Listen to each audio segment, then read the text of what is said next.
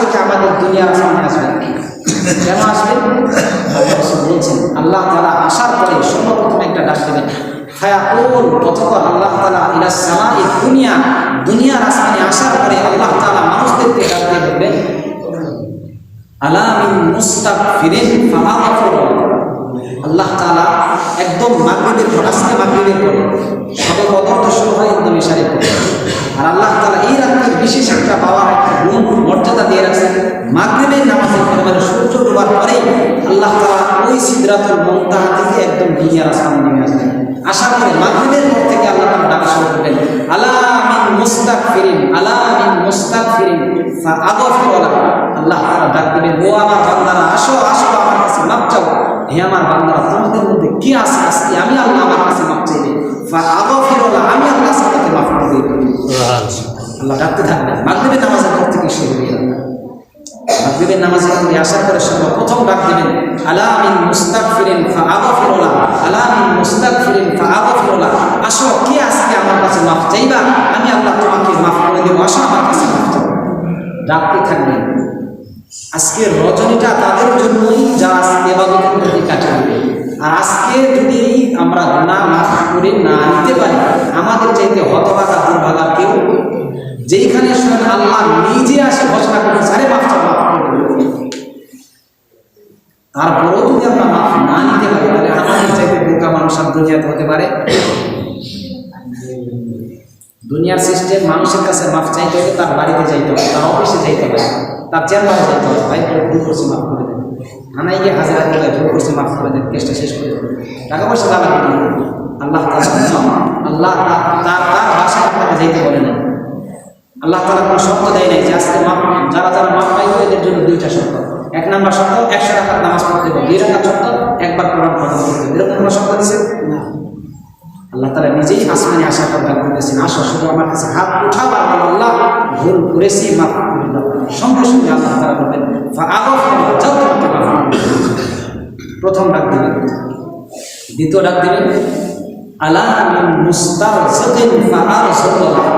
আল্লাহ তাআলা 2 নম্বর ডাক দিবেন, আরে মানুষ, তোমরা রিজিকের জন্য এত পেরেশানি করতেছো, ফজরের পরে বাসা থেকে বের হও, সারাদিন কাজ করো, মাথার ঘাম পায়ে ফেলো, কত পেরেশানি করো রিজিকের জন্য, তাই না?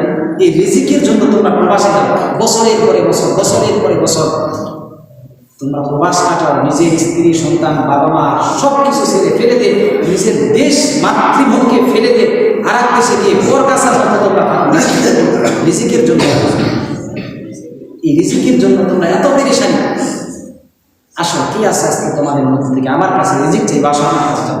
আরে একবার চাই দেখো না, আরো সতলা, আমি আল্লাহ বলছি আজকে আমি তোমাদেরকে রিজিক দিব। আল্লাহ তাআলা বলছেন, আসো, তোমাদের মধ্যে কে আছে আমার কাছে রিজিক চাইবা, আমি আল্লাহ তাআলা তোমাদেরকে রিজিক দিয়ে দিব। সুবহানাল্লাহ। আজকের রাতটা হলো বাজেট পাস করা রাত। আজকের রাতটা হলো বাজেট পাস করা রাত। আজকে রাত্রে যারা ইবাদত করবে আল্লাহ তাআলা তাদের জন্য শুধু বাজেট পাস করবে। আগামী 1 বছরের জন্য হাদিসের মধ্যে আসছে, আগামী 1 বছর সে কতগুলো মানুষ দুনিয়াতে আসবে, জন্মগ্রহণ করবে, এই বাজেট পাস করার জন্য। এই আগামী 1 বছরের মধ্যে কতগুলো মানুষ দুনিয়া থেকে বিদায় নেবে, এই বাজেট আল্লাহ তাআলা আজকেই পাস করবে, আজকে রাত্রে। আগামী 1 বছর কে সম্মানের চেয়ারে বসবে, এটাও আল্লাহ তাআলা আজকে এই বাজেট পাস করবে। আগামী 1 বছর কে বেইজ্জতি হবে, অসম্মানী হবে, এই বাজেটটাও আজকে আল্লাহ তাআলা আজকে রাত্রে এই বিল পাস করবে।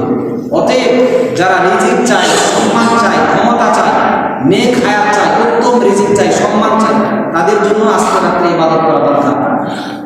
আর যদি বলেন আমার সম্মান দরকার নেই, রিজিক দরকার নেই, আমার অসুস্থতা, আমার অসুস্থ আমাকে গ্রাস করে ফেলে, আমার সম্মান দরকার নেই, তাহলে আপনাদের জন্য ইবাদত করবেন। যাদের এইগুলো দরকার আল্লাহ তাআলা আজকে বাজেট পাস করবেন, তারাই আজকে আমরা ইবাদত করব ইনশাআল্লাহ।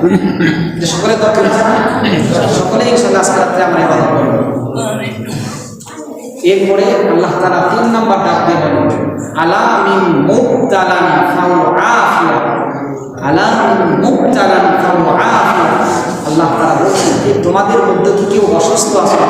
তোমাদের মধ্যে কেউ কি অসুস্থ আছে নাকি? কত চিকিৎসা করলাম, কত টাকা খরচ করলাম, কত ডাক্তার দেখাইলাম, ইন্ডিয়াতে গেলাম, কত জায়গাতে গেলাম, বাংলাদেশের যত চিকিৎসাখানা হাসপাতাল সব শেষ করলাম, এরপরেও হাঁটুর ব্যথা ভালো হয় না, এরপরেও গিরার ব্যথা ভালো হয় না, এরপরেও হাড়ের সমস্যা ভালো হয় না,